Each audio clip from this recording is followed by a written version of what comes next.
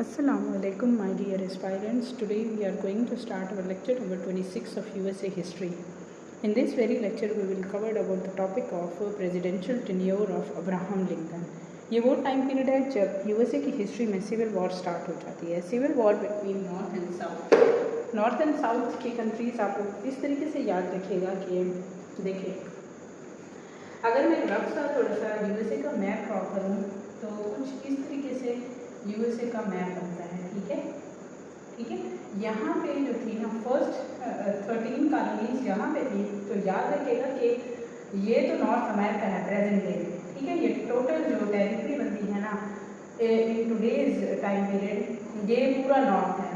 ये नीचे जो बिल्कुल सून की तरह का बनता है ना वो साउथ अमेरिका है। तो याद रखिएगा उस वक्त साउथ अमेरिका का कोई कॉन्सेप्ट नहीं था। ठीक है, ये जो कंट्रीज है ना, ठीक है, यानी फर्स्ट 13 जो कॉलोनीज थी ना, उनका जो नॉर्थ एंड साउथ है उनके दरमियान में क्या स्टार्ट हो गई थी, सिविल वॉर स्टार्ट हो गई थी। और ये टाइम पीरियड तकरीबन 1860 से 65 तक का है। और इसी टाइम पीरियड में यूएसए के प्रेसिडेंट कौन बनते हैं, अब्राहम लिंकन बनते हैं। ठीक है, अब्राहम लिंकन का आप लोग याद रखिएगा कि ये ग्रेटेस्ट प्रेसिडेंट यूएसए के ग्रेटेस्ट प्रेसिडेंट माने जाते हैं। ठीक है, क्यों माने जाते हैं, क्योंकि इनके टेन्योर्स में इस तरह के अच्छी रिफॉर्म्स हुई थी। और फर्स्ट ऑफ ऑल इन्होंने क्या किया था, एक तो सिविल वॉर को ख़त्म किया था, दूसरा इन्होंने यूएसए की हिस्ट्री से थ्रू आउट किसको ख़त्म किया था, स्लेवरी को इबॉलिश कर दिया था। ठीक है, उसने रॉयल प्रोक्लेमेशन साइन करवाया था। ठीक है, उसी के नतीजे में फिर हम लोग देखते हैं कि किस तरह से सिविल वॉर एंड होती है और सिविल वॉर की एंडिंग से फिर उसके आफ्टर इम्पैक्ट्स क्या निकलते हैं। ठीक है, स्टार्ट करते हैं हम लोग अब्राहम लिंकन का टाइम पीरियड। देखते हैं कि सिविल वॉर आखिर क्यों स्टार्ट हुई थी। ठीक है, उसके पीछे रीजंस क्या क्या थे, उसके पीछे हम लोग देखेंगे कि क्यों ये सिविल वॉर होती रही है, और हम लोग इसका बैकग्राउंड भी डिस्कस करेंगे। साथ ही साथ हमारा ये प्रेसिडेंट का जो टेन्योर है ना वो भी कंप्लीट हो जाएगा। ठीक है, स्टार्ट करते हैं। हम लोग देखते हैं कि यूएसए में सिविल वॉर के कॉजेज़ कौन कौन से हैं। ठीक है, कॉजेज़ को हम लोग पहले डिस्कस करते हैं कि क्या क्या कॉजेज़ हैं, सिविल वॉर क्यों स्टार्ट हुई थी। ठीक है, इसी टाइम पीरियड में सिविल वॉर का अक्सर क्वेश्चन पूछा जाता है CSS PMS में। ठीक है, कि सिविल वॉर क्यों हुई थी। ठीक है, उसके बाद हम लोग देखेंगे अब्राहम लिंकन किस तरीके से आते हैं, स्लेवरी को किस तरह से एबॉलिश करते हैं, रिफॉर्म्स किस तरीके से इंट्रोड्यूस करवाते हैं। इसमें हम लोग देखते हैं कि सिविल वॉर के कॉजेज़ क्या क्या आते हैं। इसमें हम लोग देखते हैं कि फर्स्ट ऑफ ऑल तो स्लेव जो थे और ओनर्स थे। ठीक है, यानी नॉर्थ और साउथ में, नॉर्थ एंड साउथ के जो भी ओनर्स और स्लेव थे ना, उनके दरमियान में एक डिसएग्रीमेंट लाइक सिचुएशन राइज होना शुरू हो गई थी। ठीक है, कॉन्फ्लिक्ट हो गए थे। ठीक है, वो दोनों एक दूसरे को क्या बोलते थे कि नॉर्थ वाले बोलते थे साउथ वाले हमें राइट्स नहीं दे रहे, साउथ वाले बोलते थे नॉर्थ वाले हमें राइट्स नहीं दे रहे। और इसके अलावा कॉन्फ्लिक्ट किस बेसिस के ऊपर था, जो ओनर्स थे और स्लेव थे ना उनके दरमियान में कोई डिसएग्रीमेंट पॉइंट्स थे। ठीक है, नेक्स्ट हम लोग देखते हैं कि सोशल और इकोनॉमिक जो फैक्टर था ना वो भी कॉन्टीन्यूसली हिंडर कर रहा था, और कॉन्टीन्यूसली किसको ट्रिगर कर रहा था, सिविल वॉर को ट्रिगर कर रहा था। ठीक है, सोशल और इकोनॉमिक कंडीशन जो थी ना लोगों की वो बहुत ज़्यादा अबतर हो गई थी। ठीक है, वो इतनी अच्छी नहीं थी कि जो इनकी सिविल वॉर है ना या सिविल वॉर को राइज करने में या ट्रिगर करने में वो क्या करें, हिंड्रेंस दे। ठीक है, सोशल कंडीशन जो थी ना वो गरीब हो रहे थे।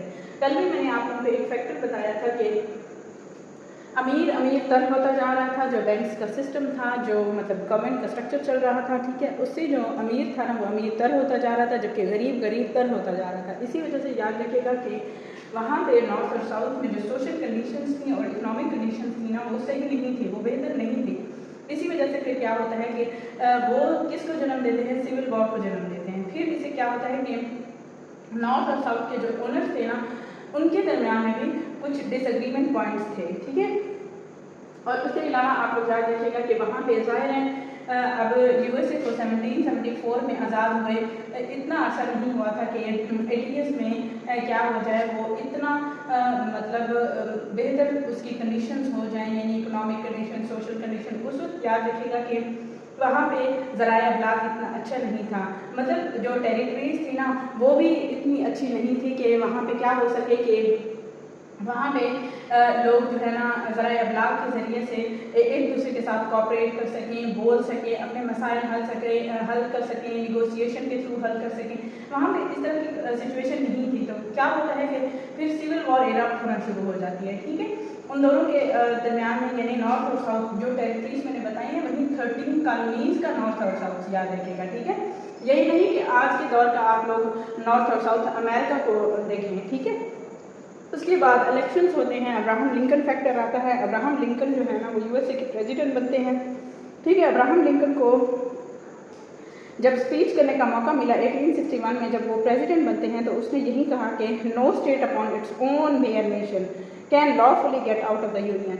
मतलब कोई भी नेशन जो है ना अपने तय किसी भी यूनियन से अलग नहीं हो सकती। It means 13 colonies as a union उन्होंने ब्रिटिशर से आज़ादी ली थी ना। ठीक है, इसी वजह से वो कहता है कि मतलब कोई भी कंट्री जो है ना या कोई भी स्टेट या कोई भी मतलब छोटा सा भी यूनियन का पार्ट है ना वो ऐसे अलहदगी हासिल नहीं कर सकता। ठीक है, यूनियन जो है ना वो फिर बताता है कि यूनियन अनशेकेबल और अनब्रोकन है। ठीक है, लिंकन जो है ना वो फिर तमाम तरह के जो एम्बिग्विटीज़ हैं या जो भी उनकी अनक्लेरिफिकेशन थी यूनियन के दरमियान में, उसको ख़त्म किया। ठीक है, कॉन्स्टिट्यूशन को इशू किया और ये कि जो उनके डिसएग्री पॉइंट थे ना उसको भी ख़त्म कर दिया। ठीक है, उसके बाद अब्राहम लिंकन क्या करते हैं कि no union with slave holder. वो दूसरा अहम काम ये करते हैं कि एक तो उन लोगों के दरमियान के जो भी मतलब उनके मसाइल होते हैं ना उनको हल करने की कोशिश करते हैं। दूसरा वो लोगों के दरमियान में यही बोलते हैं कि कोई भी यानी ना नॉर्थ में कोई स्लेव स्टेट होगी, ना ही साउथ में कोई स्लेव स्टेट होगी।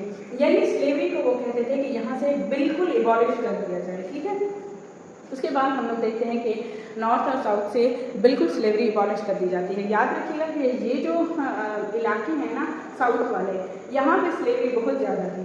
ठीक है, यहाँ पे लोग जो थे ना वो प्रो स्लेवरी थे, जबकि नॉर्थ के जो इलाके थे ना या जो भी स्टेट्स थी ना वो एंटी स्लेवरी थे। इसी वजह से इनके दरमियान में सिविल वॉर इरप्ट होती है। ठीक है, सिविल वॉर के इरप्शन में यही एक पॉइंट था जो सबसे अहम था कि जो नॉर्थ वाले थे ना, जो नॉर्थ वाली स्टेट्स थी ना वो थी मतलब एंटी स्लेवरी थी, ये प्रो स्लेवरी थे। ठीक है, लेकिन अब्राहम लिंकन ने यहाँ से स्लेवरी को बिल्कुल ख़त्म कर दिया। ठीक है, इससे फिर क्या होता है कि स्लेवरी यूएसए की हिस्ट्री से थ्रू आउट फिर ख़त्म हो जाती है। ठीक है, यहाँ से वो टाइम पीरियड स्टार्ट होता है जहाँ यूएसए विदाउट स्लेवरी यानी वो स्लेवरी को मात दे चुका होता है। ठीक है, उसके बाद हम लोग देखते हैं कि फोर्ट समटर एक राइज होना शुरू हो जाती है। वो कहाँ होती है? साउथ कैरोलिना में होती है। साउथ कैरोलिना जो है ना वो एक फोर्ट को ऑक्यूपाई कर लेता है। ठीक है, उसमें जो है ना फिर डिफरेंट स्ट्रॉन्ग होल्ड्स होते हैं। ठीक है, वो फिर उनको किस तरीके से उस इलाके को या उस फोर्ट को कैप्चर करते हैं। ठीक है, लिंकन जो है ना दो तरह के फोर्ट को इनागुरेट करता है। फोर्ट समटर जो चार्लेस्टन में होता है ना वो साउथ कैरोलिना की बेस के ऊपर होता है। दूसरा जो होता है ना वो बिल्कुल उसी के साथ होता है। इसमें हम लोग देखते हैं कि किस तरह से फोर्ट में लोग एंडरसन, स्पेसिफिकली रॉबर्ट एंडरसन जो होता है ना वो सरेंडर कर देता है। 1861 तक वो फोर्ट जो है ना बिल्कुल उनके कब्जे में आ जाता है। ठीक है, इसमें हम लोग देखते हैं कि कन्फेडरेट स्टेट का जो प्लान दिया गया था ना उसमें कितने तरह के लोग शामिल थे। जनरल रॉबर्ट ली शामिल थे जो क्लेम करते थे कि किस तरीके से हम लोग यूनियन के बिहाफ के ऊपर लड़ेंगे। डेविस थे, वो क्या कहते थे कि हम लोग किस तरीके से डिफेंसिव वॉर लड़ेंगे। जैक्सन जो थे ना वो क्लेम करते थे कि हम लोग किस तरह से यूनियन में इन्वेड करेंगे और बहुत सारी सिटीज़ को किस तरह से हथियाएंगे और अपनी एनिमीज़ को किस तरह से डिफीट करेंगे। ठीक है, इसी बिहाफ के ऊपर एक एनाकोंडा प्लान दिया जाता है। ठीक है, एनाकोंडा प्लान का भी मैं थोड़ा सा एक्सप्लेन कर देती हूँ। एनाकोंडा प्लान जो दिया गया था ना ये उस इलाके में दिया गया था जहाँ पे एनाकोंडास बहुत ज़्यादा थे। इसी वजह से इस प्लान को एनाकोंडा प्लान का नाम दिया गया। ठीक है, ये स्ट्रेटजी जो थी ना ये इसकी पॉपुलैरिटी एनाकोंडा प्लान की वजह से है। ठीक है, ये नाम जो है ना बताया भी है मैंने कि साउथ अमेरिका में बहुत ज़्यादा स्नेक्स पाए जाते थे। ठीक है, उन स्नेक्स की वजह से इस प्लान को मतलब एनाकोंडा प्लान का नाम दिया गया। अब देखें ये जो बैटल ऑफ वार फोर्ट समटर थी ना वो एंड हो गई, एनाकोंडा प्लान आ गया। उसके बाद से एक बैटल स्टार्ट होती है, बैटल ऑफ बुल रन। ठीक है, इसमें जो है ना फोर स्लेव स्टेट्स जो है ना वो यूनियन में रहती हैं। उसमें एक तो दिलावरे स्टेट होती हैं, ठीक है, इसको मैं थोड़ा सा इरेज कर देती हूँ और स्टेट्स का बता देती हूँ कि कौन कौन सी स्टेट्स जो है ना यूनियन का हिस्सा रहती हैं। एक तो रहती है दिलावरे, ठीक है। नेक्स्ट जो इसमें स्टेट इनका यूनियन का हिस्सा रहते हैं वो है मैरीलैंड। उसके बाद हम लोग देखते हैं कि दूसरी कौन सी स्टेट यूनियन का हिस्सा रहती हैं, वो रहती है केंटकी। उसके बाद हम लोग देखते हैं कि मिजूरी भी इसी का यूनियन का हिस्सा रहती है, मिजूरी, ठीक है। आई होप ये आप लोगों को क्लियर है, ठीक है। उसके बाद हम लोग देखते हैं कि मिजूरी जो है था ना वो मिसिसिपी रिवर के करीब था और मिसिसिपी रिवर का ही हिस्सा था। केंटकी ओहायो रिवर के पास है। दिलावरे जो है ना इंपॉर्टेंट सिटी है फिलाडेल्फिया का। मैरीलैंड जो है ना वो बॉर्डर स्टेट था और मोस्ट इम्पॉर्टेंट एरिया था, ठीक है। लिंकन जो है ना वो इस वॉर में क्यों स्ट्रेस करते हैं, क्योंकि वो कहते हैं कि यूनियन में ये तमाम इलाके रहें, ठीक है। वो यूनियन में इन तमाम इलाकों को कहता है कि ये हमारे साथ रहेंगे, यानी ये यूनियन से अलहदा नहीं होंगे, ठीक है। बुल रन का मकसद ही यही था कि ये इलाके किसी को नहीं दिए जाएंगे, यानी ये यूनियन का हिस्सा ही रहेंगे। उसके बाद हम लोग देखते हैं कि क्या होता है कि बैटल ऑफ बुल रन जो है ना कब लड़ी जाती है, ये डेट्स के साथ बता देती हूँ ताकि आप लोगों के जहन में रहे। अगर ये कभी भी मतलब MCQs के पॉइंट ऑफ व्यू से भी आए तो आप लोगों को क्लियर हो जाए, ठीक है। बैटल ऑफ बुल रन कब लड़ी जाती है? जुलाई 21 को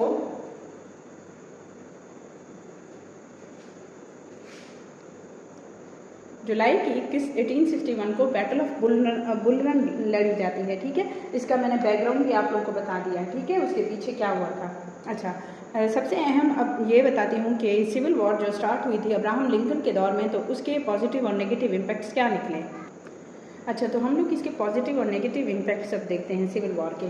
इसमें जो पॉजिटिव इम्पैक्ट्स है ना उसमें याद रखेगा कि ज़ाहिर है स्लेवरी ख़त्म हो गई, ठीक है, स्लेवरी अबॉलिश हो गई यूएसए की हिस्ट्री से।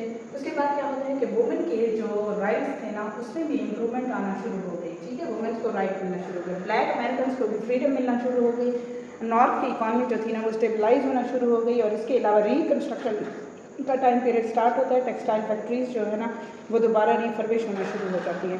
नेगेटिव अगर इफेक्ट्स की बात करें तो उसमें जो था ना डिफरेंट कंट्री को बहुत ज़्यादा प्राइस पे करना पड़ी पीस की, ठीक है।